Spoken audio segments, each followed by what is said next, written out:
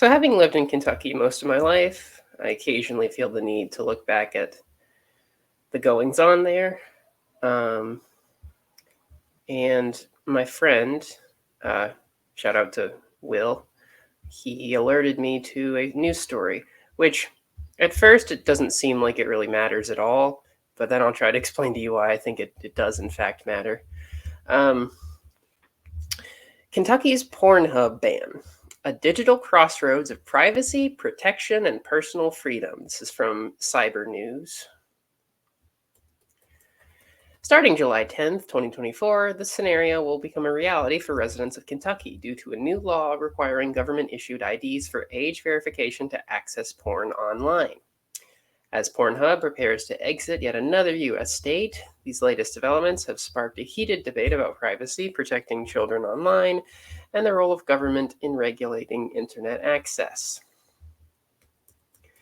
Kentucky's legislation mandates adult websites to verify users' ages before granting access to their content.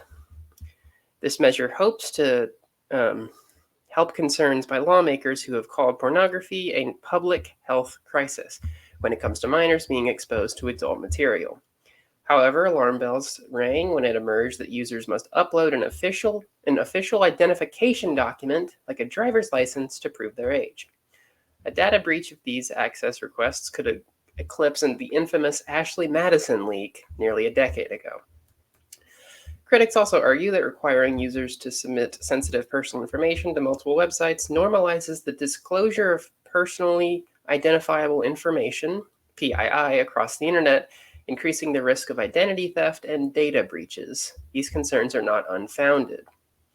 You can't blame Kentuckians for being wary of these changes when, within the past 2 years, a facial recognition error wrongfully caused the arrest of an innocent man in Louisiana.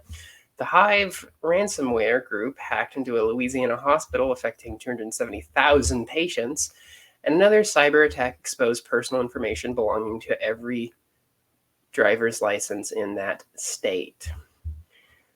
Pornhub's parent company, ALO, once again made the move to cease operations in Kentucky rather than comply with the new law, citing significant privacy and security concerns.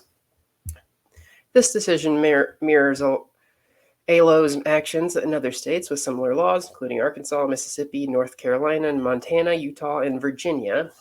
The decision follows a significant traffic drop in Louisiana, where the law led to an 80% decrease in visitors. This shift is not due to reduced interest in adult content, but rather users migrating to less regulated and potentially more dangerous sites.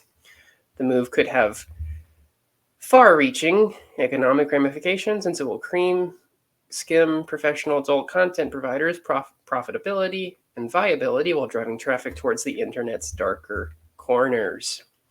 So, again, at first glance, you're like, oh, Pornhub's not in Kentucky anymore. Big whoop. Who cares? Doesn't matter.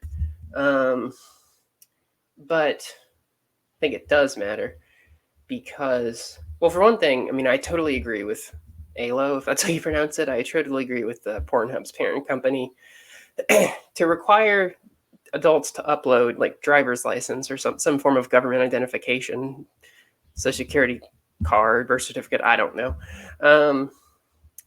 That would be an incredible breach of privacy for a website like that. And I suspect a website like Pornhub, it would be one easily targeted by hackers and easily targeted by malware. Porn sites are famous for giving your computer malware. So there's that. And also, I worry because this ban was a way for Kentucky lawmakers to supposedly protect children. Right? They said their goal was to protect children from certain kinds of content. And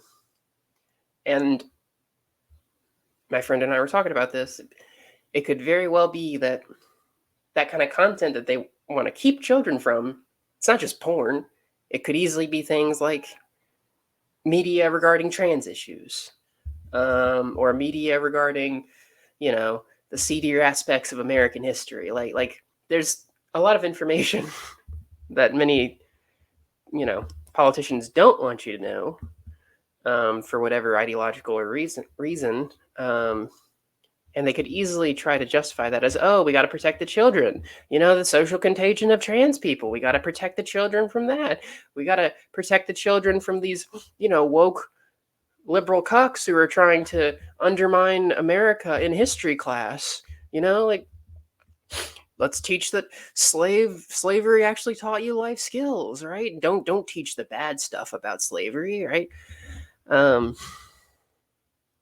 So I mean, I think this is an alarming piece of legislation, for mainly those reasons, and that's not even to mention just the liberty, the freedom aspect of the question. Like, we all agree children should not have access to